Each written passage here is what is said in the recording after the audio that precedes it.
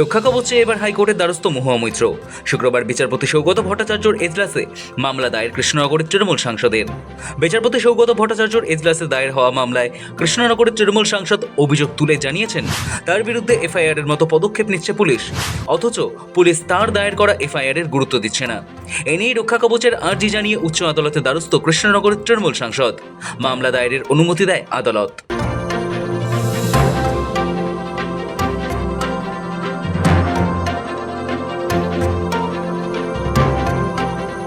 26 বিধানসভা নির্বাচনের ভরাডুবির পর থেকেই রাজ্যের দিকে দিকে তৃণমূল নেতাদের লক্ষ্য করে জনবিক্ষোভ চলছেই।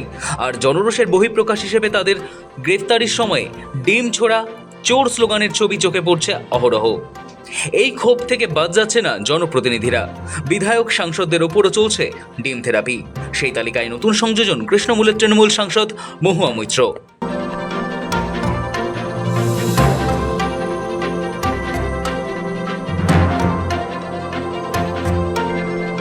ঠিক কি ঘটেছিল? গত 1 জুলাই নদিয়ার কালীগঞ্জের তৃণমূলের একটি কর্মী সভা ছিল। সেই কর্মী সভায় উপস্থিত ছিলেন মহুয়া মৈত্র। কর্মী সভা চলাকালীনই পার্টি অফিসের বাইরে জাতীয় সড়কের ওপর কালো পতাকা হাতে জড়ো হন জনতা। মহুয়া মৈত্রকে লক্ষ্য করে high high go back slogan দিতে থাকেন তারা। এরপর ওই পার্টি অফিসের জানালা দিয়ে মহুয়াকে দেখতে পেয়ে জাতীয় সড়ক থেকেই ছোড়া হয় একের পর এক ডিম। ডিমের পাশাপাশি কাদাও ছোড়া হয় বলে অভিযোগ, এমনকি বেগুনও ছোড়া হয়।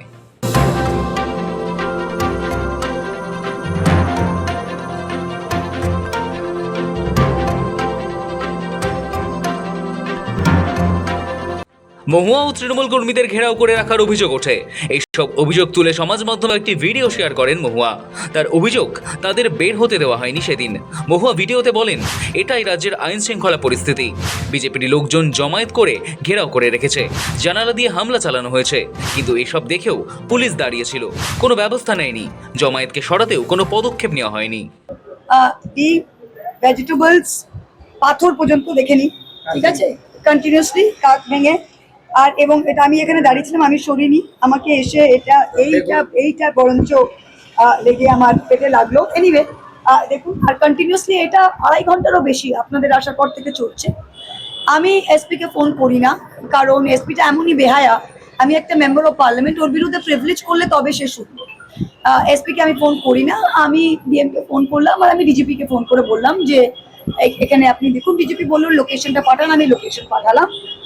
তারপরে দেখলাম কালীগঞ্জ থানার একটা গাড়ি এলো, দুটো পুলিশ এসে ওদের সাথেই কথা বলল। তারপরে এটা বাড়তে থাকলো। আমি এখানে দাঁড়িয়েছিলাম, আমি সরিনি। ওরা তখন ডিম সব ছুটতে থাকলো, আরো রোষ বাড়ছে। এদের কেউ একটা বুঝিয়েছে যে যদি ডিম ফেলো বা ভেজিটেবল ফেলো তাহলে এটা অ্যাসল্ট বা মব ভায়োলেন্স চাই। আর পুলিশ কি চাইছিল? পুলিশ চাইছিল যে আমার গাড়িটাতে আমি চুপ করে উঠে যাব, ওরা একটা লোকও সরায়নি।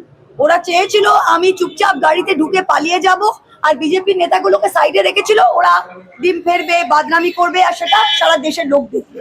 সারা দেশের লোক শুধু এই মূর্তিটাই ফ্ল্যাগ গুলো দাঁড়িয়েছিল। জনরোষ, আমি আমার এলাকা চিনি না, একটা এখানে পাবলিক নেই, প্রত্যেকটা বিজেপির বাঁদর। এদিকে মহুয়া মৈত্রের ওপর এই হামলা নিয়ে বৃহস্পতিবার লোকসভার স্পিকার ওম বিড়লার কাছে চিঠি দেন তৃণমূলের বর্ষিয়ান সাংসদ সৌগত রায়। প্রশ্ন তোলেন, নির্বাচিত জনপ্রতিনিধিরা কি নিজেদের এলাকাতেও নিরাপদে যেতে পারবেন না? যে আমাদের সাংসদ মহুয়া মৈত্রের উপর আক্রমণ হয়েছে তার নিজের কেন্দ্রে, তিনি তো তখনই জানিয়েছেন পুলিশ যায়নি, পুলিশ নীরব দর্শকের মতো দাঁড়িয়েছিল। মহুয়া মৈত্র ডিজিকে জানিয়েছেন, তার মানে সেই অর্থে তিনি একটা এফআইআর করেছি। স্পিকারের একজন প্রতিনিধি আমার সাথে কথা বলেছেন, আমি আজকে স্পিকারকে একটা চিঠি দিয়েছি যে নির্বাচিত সাংসদরা কি নিজের এলাকায় যেতে পারবে না, তাদের বিজেপির লোকরা আক্রমণ করবে। এই ব্যাপারে কি স্পিকারের কোনো পদক্ষেপ নেওয়া উচিত?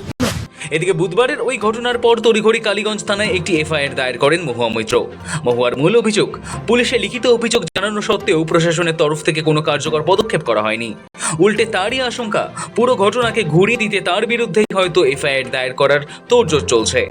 এই পরিস্থিতিতে এবার শুক্রবার কলকাতা হাইকোর্টের দ্বারস্থ হলেন কৃষ্ণনগরের সাংসদ।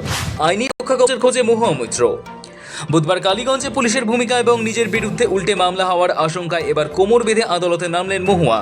হাইকোর্টে দায়ের করা আবেদনে তিনি স্পষ্ট জানিয়েছেন তাকে যেন কোনোভাবেই সম্ভাব্য গ্রেপ্তারের মুখে পড়তে না হয়। পুলিশ যাতে তার বিরুদ্ধে জোর করে কোনো দমনমূলক ব্যবস্থা না নিতে পারে। যে কোনো ধরনের করা আইনি পদক্ষেপ থেকে অন্তর্বর্তী সুরক্ষার আর্জি জানিয়েছেন তিনি। হাইকোর্ট এই মামলার গুরুত্ব বুঝে জরুরি ভিত্তিতে শুনানির আবেদন মঞ্জুর করেছে। এখন দেখার আগামী মঙ্গলবার আদালতের এজলাসে কৃষ্ণনগরের সাংসদ স্বস্তি পান নাকি অস্বস্তি আরও বাড়ে। শৌভিক সান্যালের রিপোর্ট, সময় কলকাতা।